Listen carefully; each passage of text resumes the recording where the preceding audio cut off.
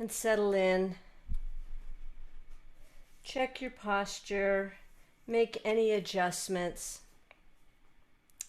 so that you can find that way of being today. What does it feel like today? What do you need today to feel both relaxed and alert? So just check in, see what's there. Does it maybe need a little more energy or a little less energy?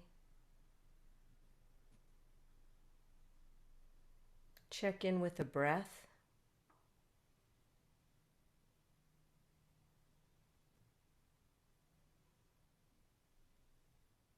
What's it like right now?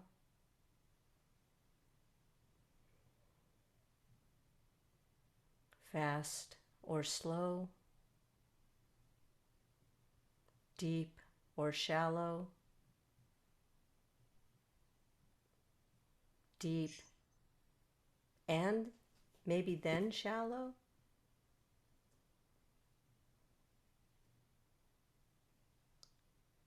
Cool or warm?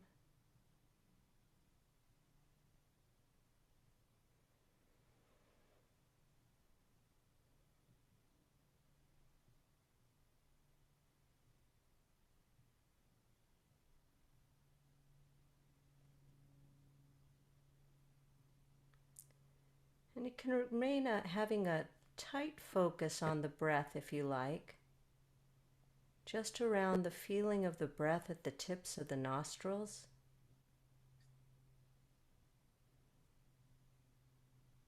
That tight focus will help bring some energy to your focus, if that's what it feels like would be useful for you today.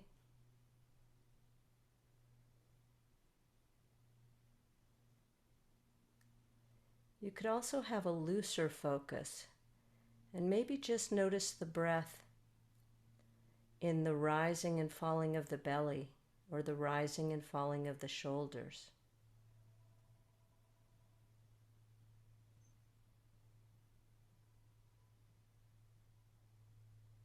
So as we're arriving, I invite you to make a choice for just the next 2 or 3 minutes. Either a tight focus or a loose focus, and stick with it for a couple minutes.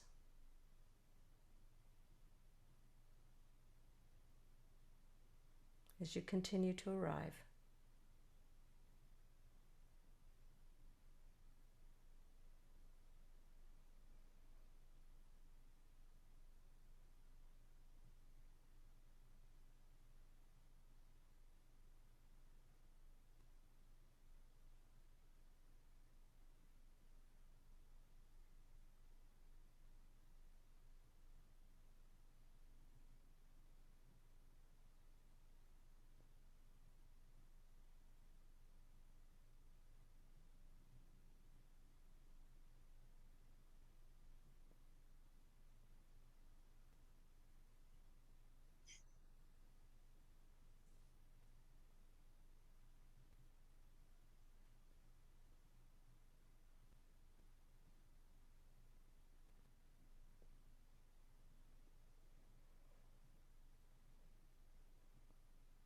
And when the mind begins to wander,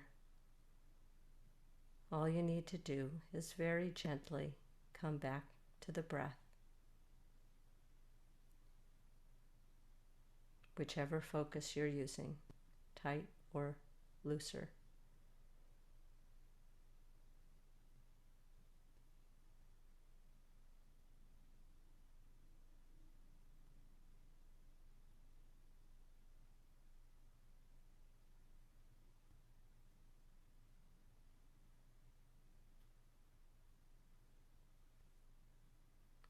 Another minute like this.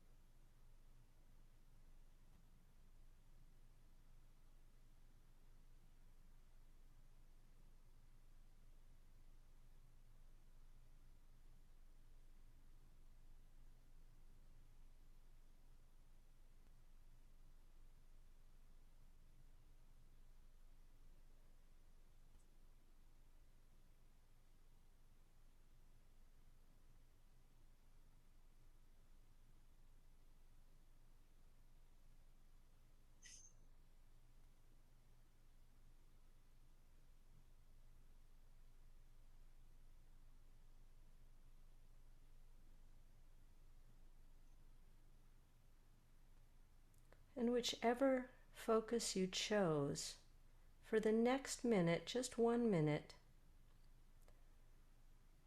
I invite you to try the other focus. Nobody will know which one you choose, but that's the invitation.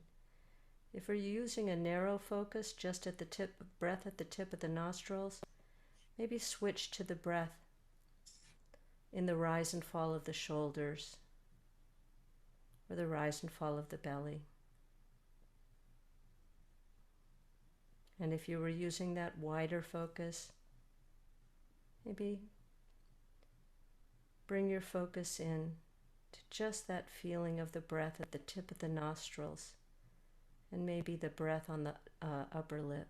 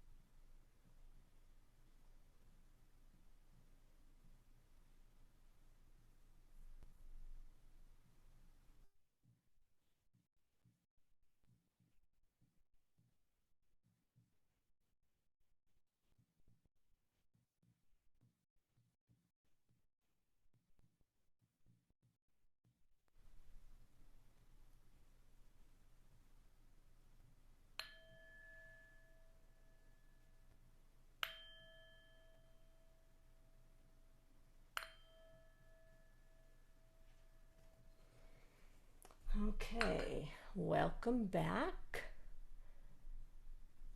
And welcoming Joan.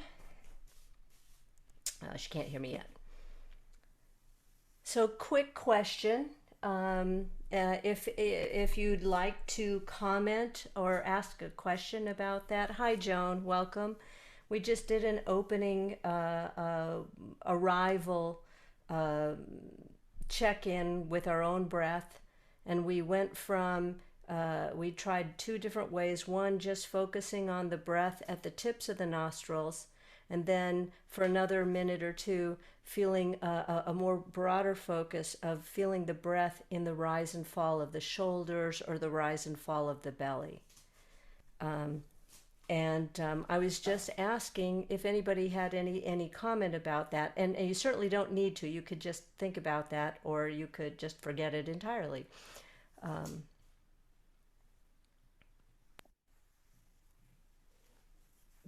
Bonnie? For me, I started with the broader focus, and that felt comfortable. When I moved to the narrower focus, I had more, it was more of an effort to focus on that, but I was mostly aware of the heat and cool sensation, and it seemed more a sharper focus. And I wondered um, about what it might be doing in terms of focusing my mind, but I don't have any answers to that. Yeah. Well, I think what one of the things you said really puts a one finger on it, and that's that it took more energy. Um, and and I'm using the terms of more and less, but maybe it took a different kind of energy. It's kind of a tightening. I was going to say focusing, but focusing of the focus, but it is a tightening of that energy, and there is that difference. And it's not to say one is good and one is bad. When we're meditating, we're not, and you've maybe heard me say this, we're not trying to get the focus of a sharpshooter. But when you come to just the tip of the nostrils, you're coming to just one very fairly uncomplicated part. Like there's not a whole lot going on there. So it really requires you to focus in your attention. And there is a whole school of meditation, Goenki, out of India, who is a renowned Vipassana teacher, or was a renowned Vipassana teacher. Um, and it's called anapana, that focusing at the breath at the tip of the nostrils, called anapana. And his practice is to really focus there, and it's very simple, very focused. When we move to more of the body, we're actually kind of opening up that connection, and more things are sitting in our awareness. Yes, it's just the belly, but the belly's connected to an awful lot of things, and it's a bigger muscle, and there's just more going on.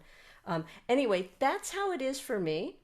Check and see if that's how it is for you, and it's just it's not a right or wrong, but we are cultivating our ability to notice small things, to notice. So, Joan is still not getting on there. I'm not sure what's going on there. Gary, did you want to share something? No, no, I'm fine. Okay, good, good, good, Yeah. good.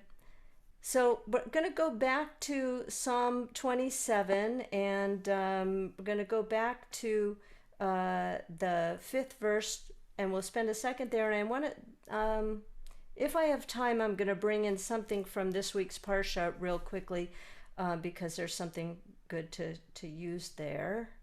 So let me open this up. As we are in Elul, and, oops, come on.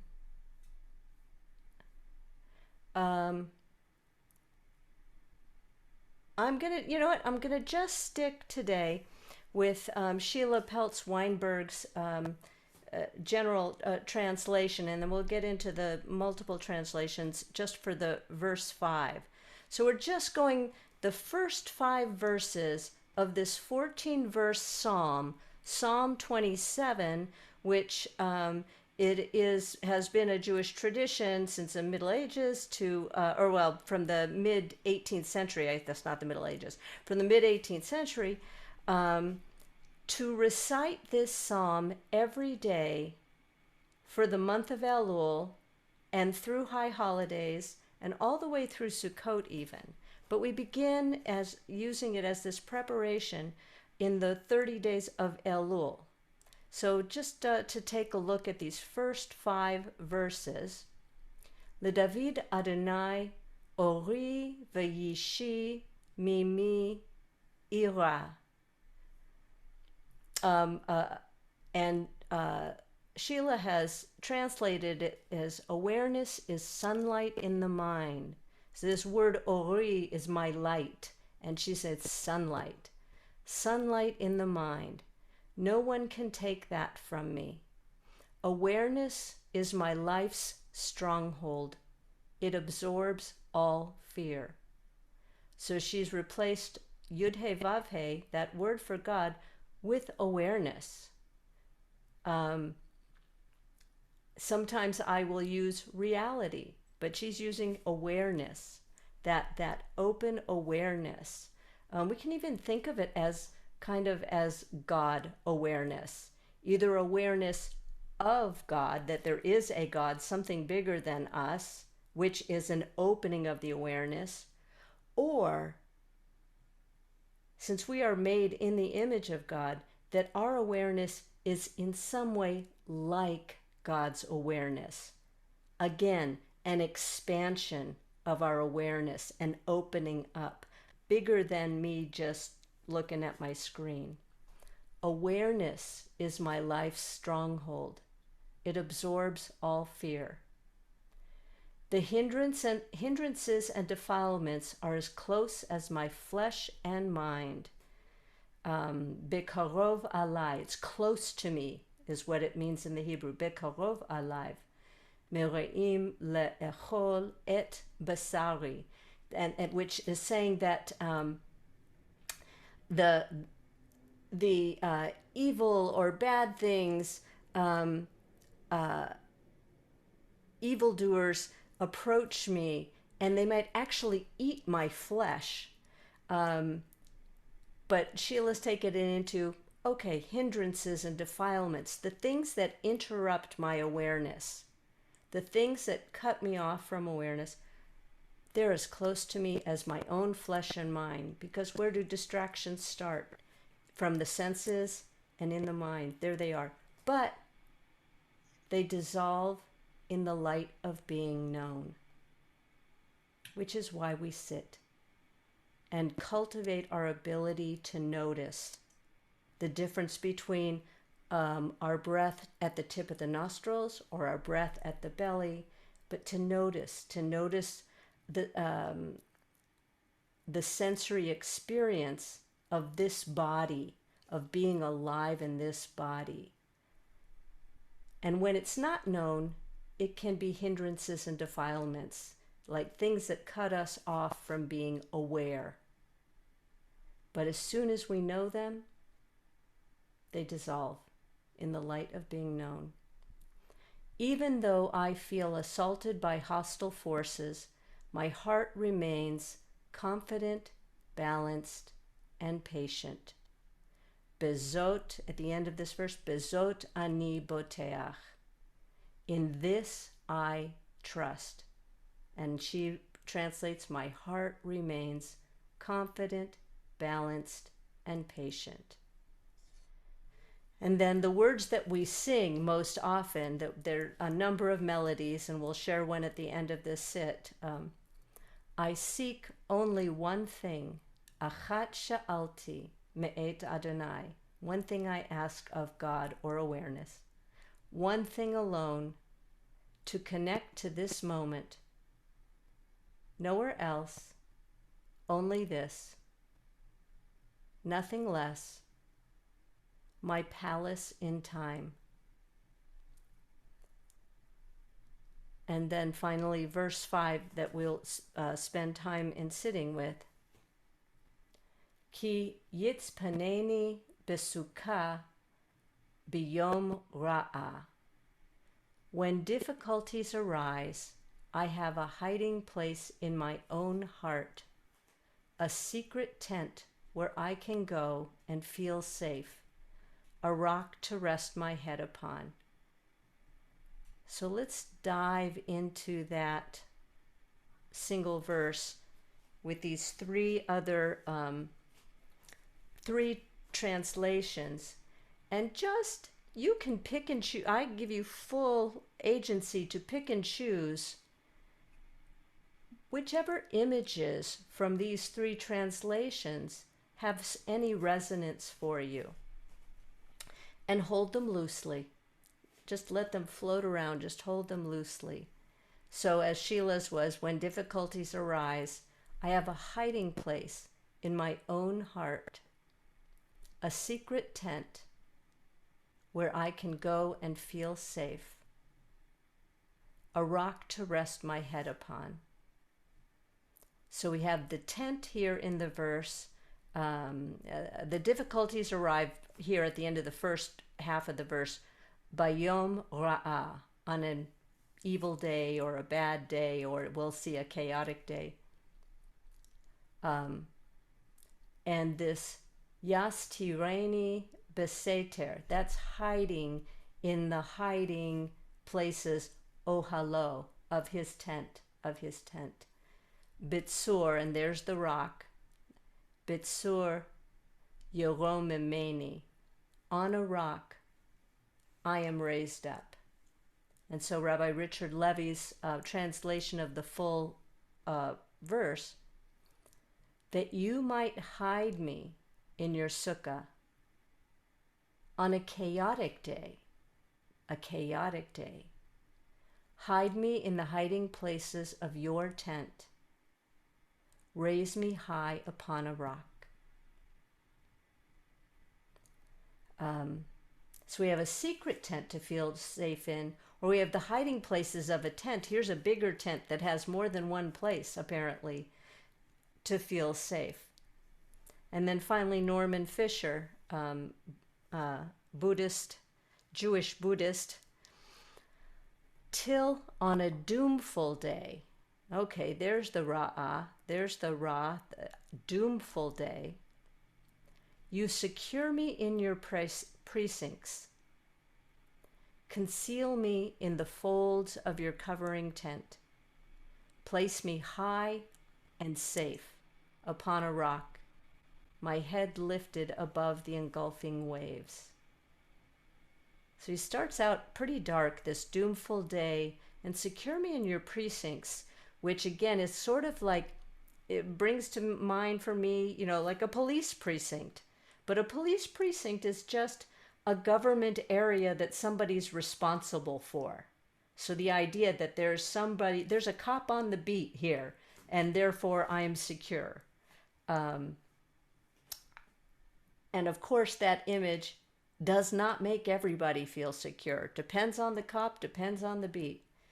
But here, conceal me in the folds of your covering tent. This tent has become more like a blanket around me. And then place me high and safe upon a rock, my head lifted above the engulfing waves. It's this idea of being lifted up and above the fray.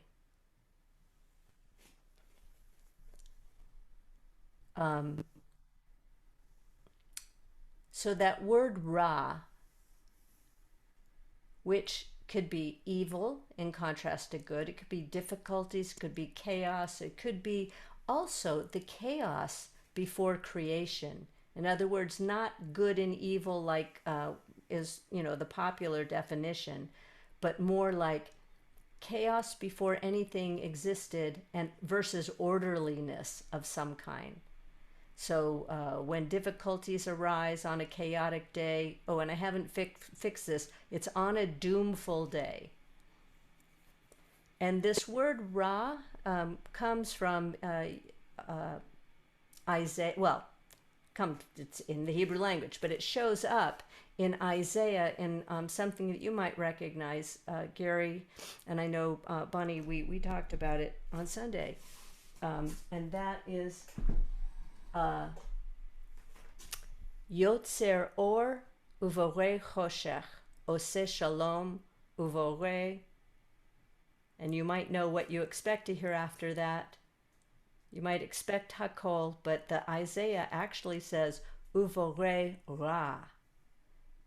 Fashioning light and creating darkness, making peace, oseh shalom uvorei, and creating evil. Ani Adonai oseh kol ele. I'm the Lord. Oseh kol, I'm making all ele, all these. And you know, in our Siddur, they shorten that and change that verse to end and Yotzer or uvorei choshech, fashioning light and creating darkness, making peace and creating all, uvorei et hakol, which includes what goes right, what goes poorly, what is good, what is bad, what is harmful, what is helpful, what is scary, what is comforting. All the vicissitudes of life are included in that hakol. Yeah, we don't need that right now. So we have these wonderful images to sit with here. And for me, it evokes this place of equanimity that outside of me, the external world, I am not in charge of, I am not in control of. Anything could happen. Difficulties arise. I'm pretty sure they will. They do on a regular basis. Good things arise on a regular basis. Happy surprises happen on a regular basis. Cute dogs and children and baby chicks and all and cat videos and all that happened on a regular basis. But I'm not in control of that. And what each of these in their way of translating is say, and yet, regardless of that, internally, in the inner life, in the inner world, I have a place. This sukkah, you hide me in your sukkah, and it really is, I believe, talking about the inner life on a chaotic day, a hiding place in my own heart, secret tent. Conceal me in the folds of your covering tent. That in this idea of awareness, somehow that open awareness gives me a place to rest in it. And that somehow that has pulled me up out of the maelstrom, or out of confusion, or out of constriction, aversion, craving, up on this rock, my head lifted above the engulfing waves. So I'm seeing this as really, this verse as really leaning in towards a moment of equanimity. That the place of balance, the place of support, the place of being settled is inside, regardless of what is happening outside. And so I want to just take a moment. So we're going to come back to that, and that's probably what we will sit with. But I just wanted to share something, and I'm going to stop this share for right now. The parsha this week is Shoftim, Judges. And just from the very beginning of it, we won't go into do too deep, but I think it's really useful. It says, Shoftim v'shotrim titen lecha. Judges and officers you shall set for yourself within all your gates. That's this first verse. And it finishes that the Lord your God is about to give you according to your tribes, and they shall judge the people with just judgment. So it's talking about coming into the land, and how to organize ourselves to do this. And this idea of judges and officers you shall set for yourself within all your gates. So what are our gates? We can talk of them as our sense gates. Seeing, hearing, touching, smelling, tasting. We know that we have patterns of thought that show up over and over again. If I'm a naturally suspicious person, I'm going to think somebody's looking at me and they've got a bad thought behind it. If I'm an optimistic person, I have a very different view of that. I'm taking the extremes just to be simple. And all of our senses tell us something about the world. They are our gates between us and the world. And which of our gates open easily and freely? Which gates need regular oiling, regular attention? It's also the physical body. So who are the judges? Who are the monitors that we can bring to these gates? Turns out we have a choice. There are the habitual judges, and it actually can be judgment, being judgmental. There are the habitual judges, and then there are the judges that we cultivate that help us know, oh, I've always thought that shadow in my corner looks like a monster, but I know it's not a monster, and I do not have to respond to that.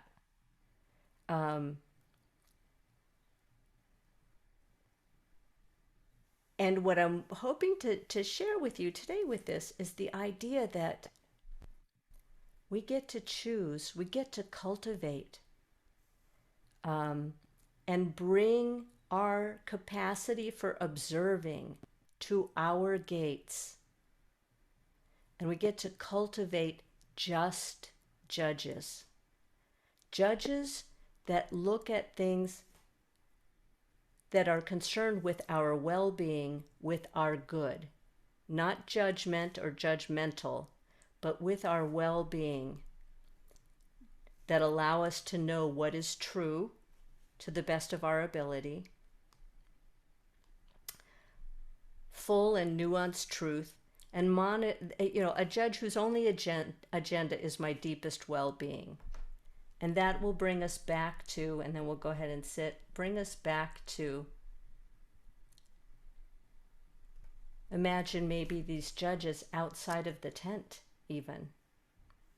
Or ignore the judges. I'm just throwing it in there for today because it's part of the Parsha. That when difficulties arrive, we have just judges at our gate. We have a secret, a protected place inside that we can go to.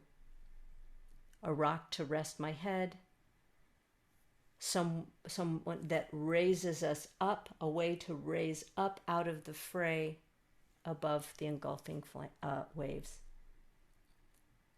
So let's go ahead and sit, unless anybody has a question.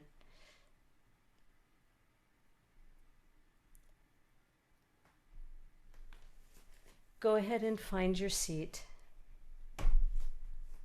Adjust your posture in any way that helps you find that point of being both relaxed and alert.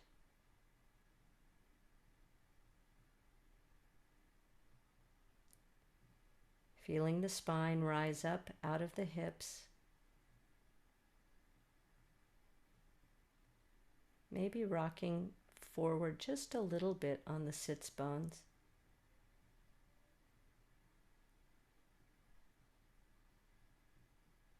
Feeling gravity,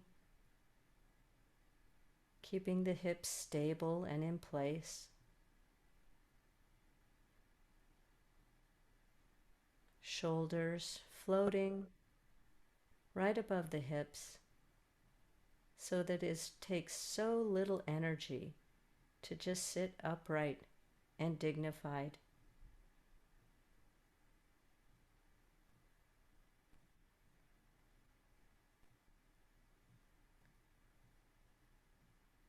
And then allow your attention to drop into the breath.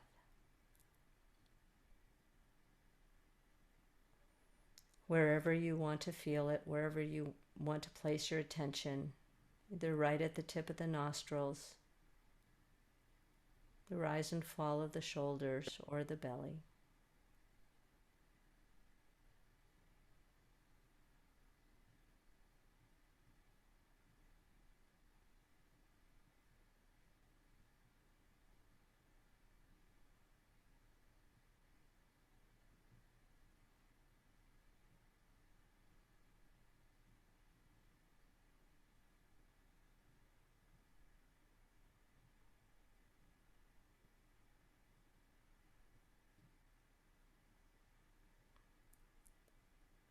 There's the inhale.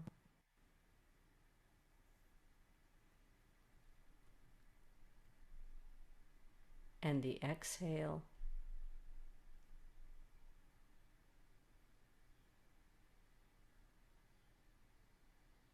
And the transition from one to the other.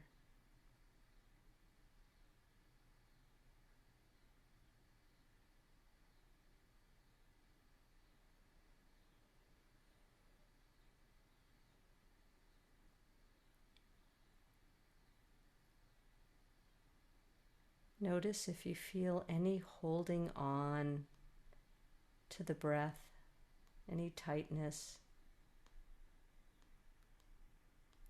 And if you like, you can take a few deep belly breaths just to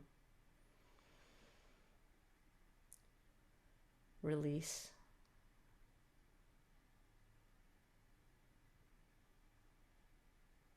And then continue in your natural rhythm.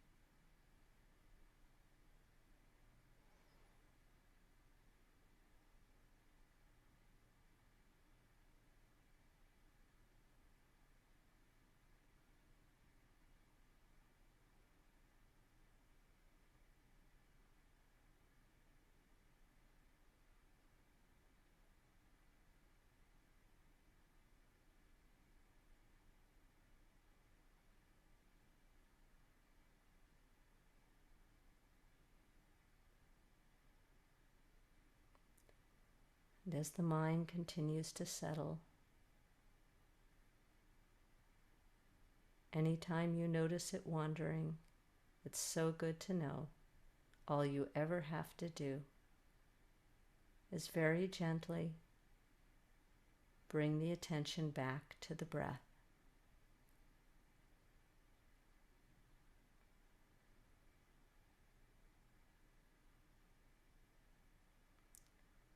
The mind wanders, but the breath keeps going reliably.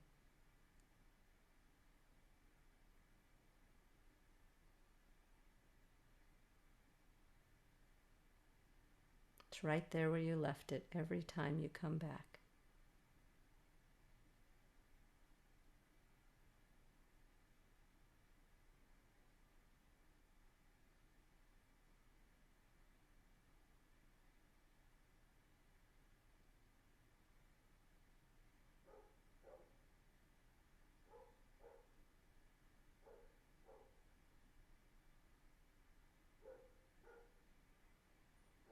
All the sounds of the world can rest in the background as you bring enough energy to the feeling of the breath at the tip of the nostrils or the breath at the belly, the rise and fall of the belly, to keep that breath in the foreground.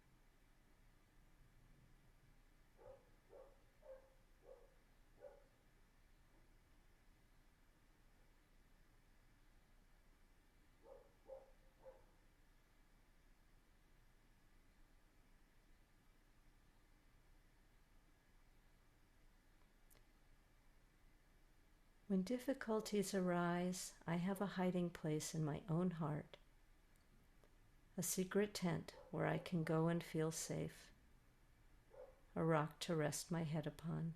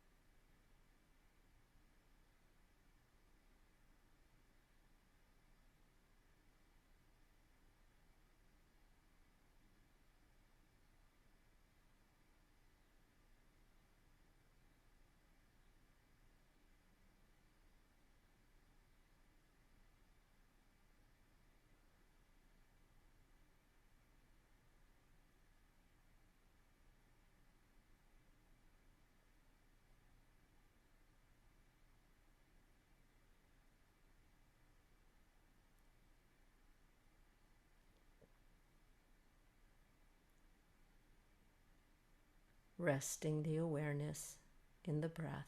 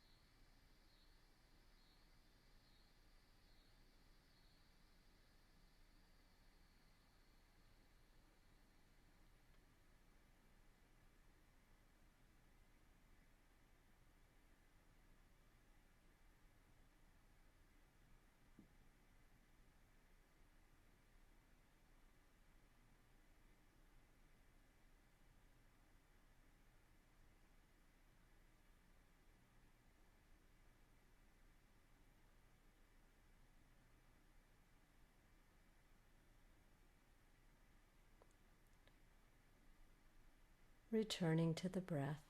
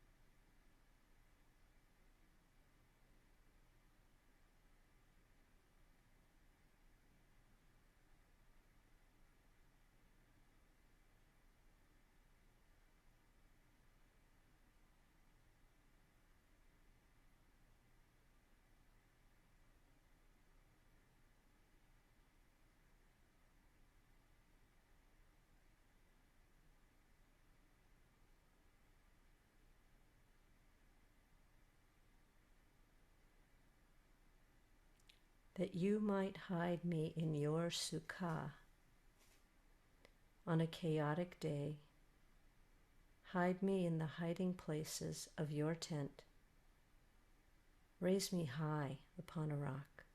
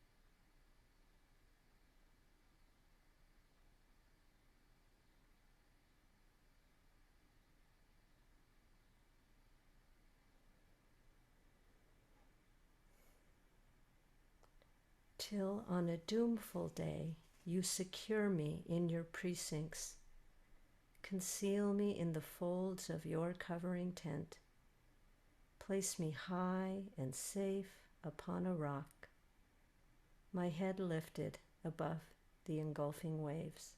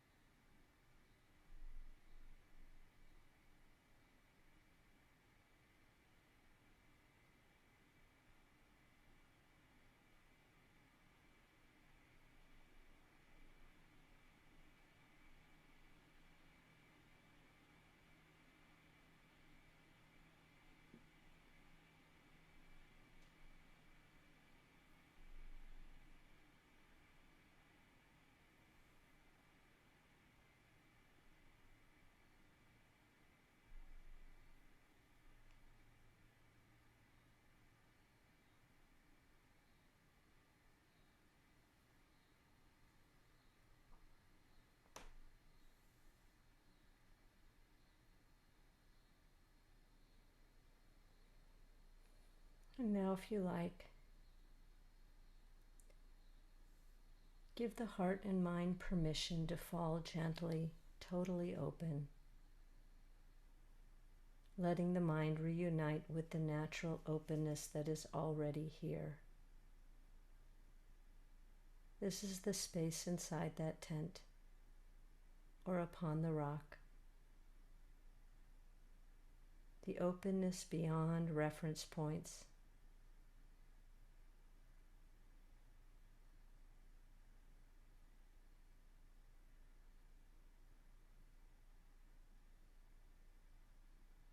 Let this open awareness draw you into oneness with it.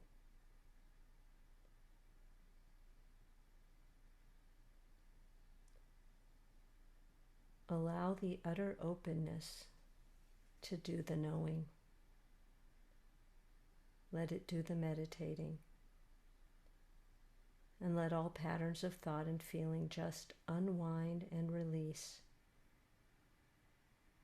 within this secure and loving space of deep acceptance, letting everything be.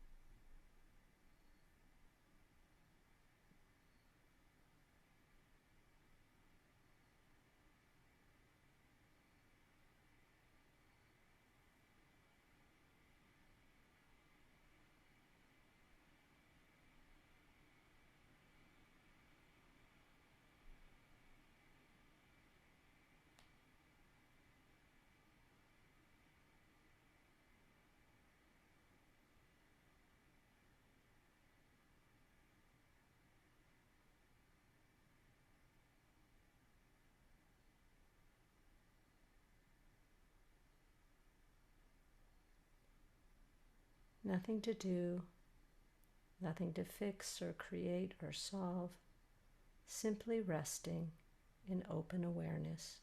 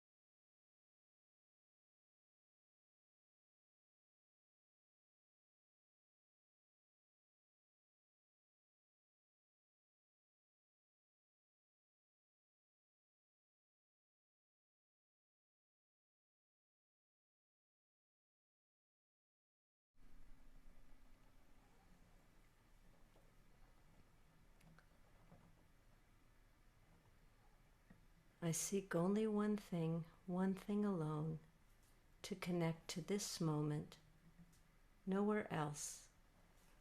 Only this, nothing less. My palace in time.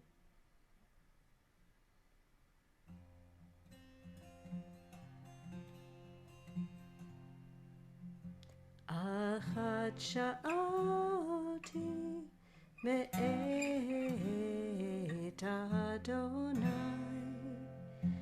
Achat sha'ati ota avakesh. Achat sha'ati me'et Adonai. Achat sha'ati ota avakesh. Shivti, shivti, bevet Adonai. Shivti, shivti, kol yemei chayai. Shivti, shivti, bevet Adonai. Shivti, shivti, kol yemei chayai. Lachazot benoam Adonai. Uvaker behechalot.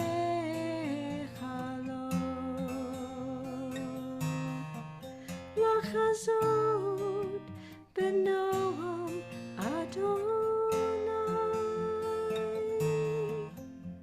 To gaze upon the beauty of Adonai.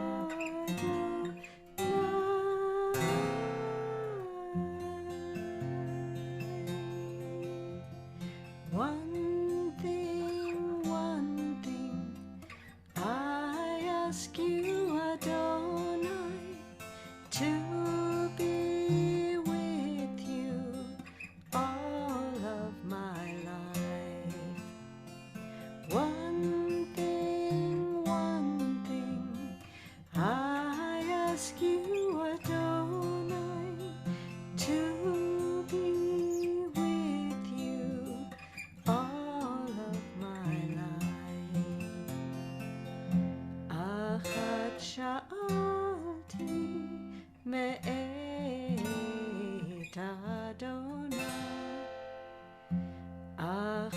Shanti,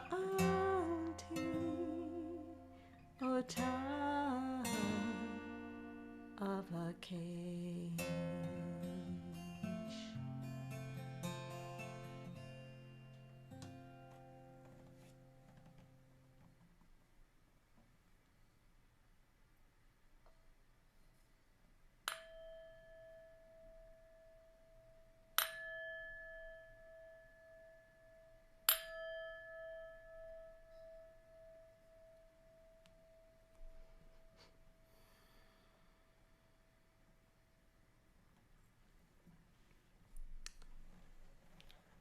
Okay.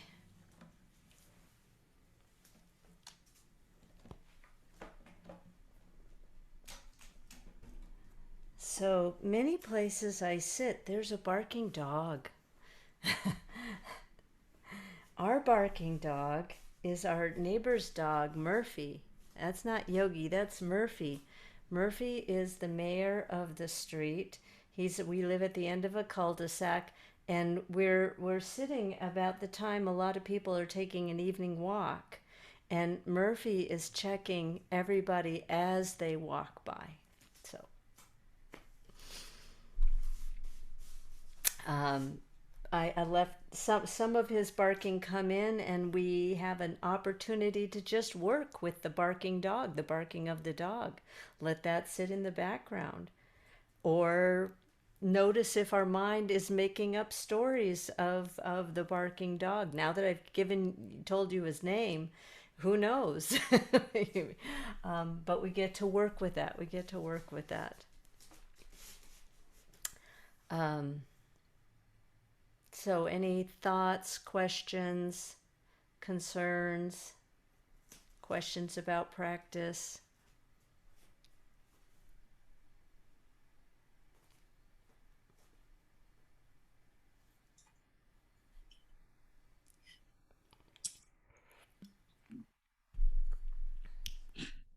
Go ahead, Gary, if you have something. Well, I was not sure if I was struggling or not with this idea that there is you know how there's a traffic light in most intersections. We're very familiar with green, red lights, and amber lights. And I was trying to find this a metaphor for what goes on in our brains and our respiratory system. And I was thinking green light could stand for horizontal movement of thoughts, and a red light could represent vertical movement of breaths. And um, and our mind is controlling whether it's green or red, whatever. And then I was building into that this idea that I like. You said one time, forget the survivor of the Holocaust, the psychoanalyst, who said there is a stimuli and there's a space or time for the response. Yeah, And Viktor so I was Frankl. Viktor Frankl, exactly. So I was thinking that the amber is that time when we can decide to let the thoughts just go through, keep coming through. Um, Maybe green light, just keep them moving through. And then if we want to, the way we can switch to a red light is by changing the direction of the flow. So the flow becomes more vertical, and and we're returning focus to the breath, and that's the time for the red light. But there is no really, it's not synchronized. There is no definite time for red light, green light, amber light. It all depends on what's happening in our brains at the time. Yeah. And that's this color behind red, green, amber that I'm thinking about is related to the travel of the thoughts and the breaths. Does that make any sense? Yeah, yeah, it absolutely does. I would, we're always trying to put words to this experience. And I hear you putting words to your experience, that somehow the red felt vertical, and somehow the green was like going through, and the yellow had this other, and you notice I'm putting psalms and Torah text, and coming up with things, ways for us to contextualize what is really an embodied experience. We're finding words for it.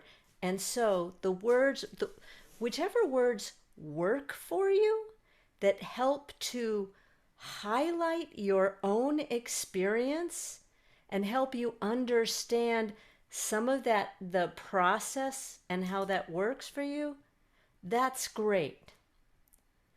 And the thing to be aware of and awake to and mindful of is when the mind is just like creating a Dungeons and Dragons game to keep itself entertained.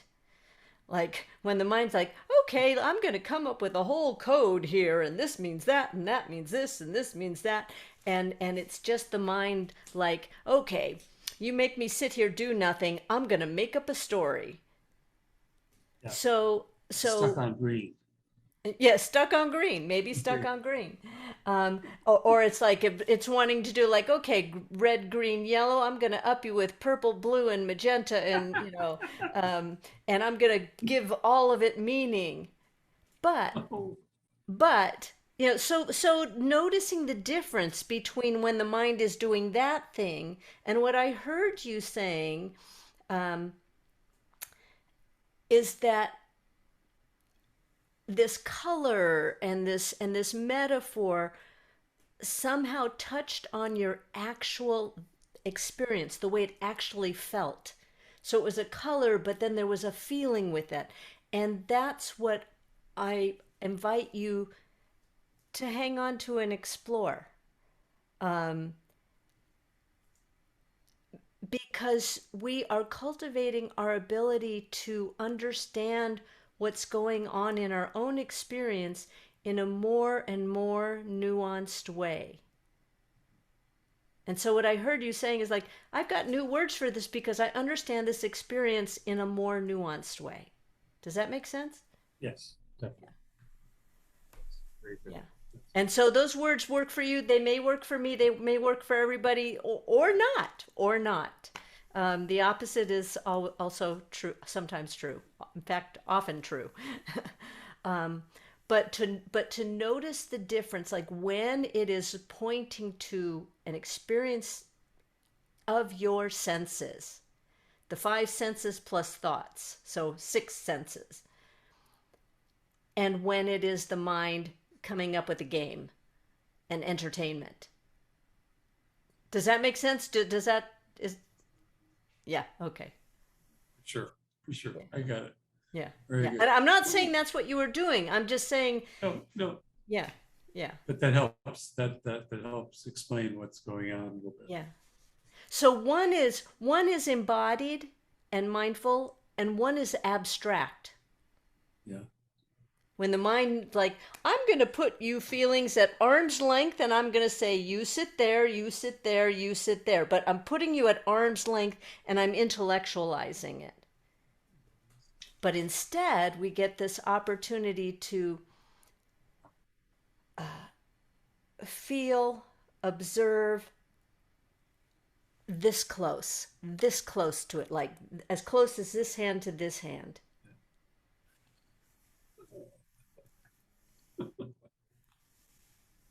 So great. Really, really good, good observation, really good noticing. And yeah, so my intention is to continue through Psalm 27. There's still,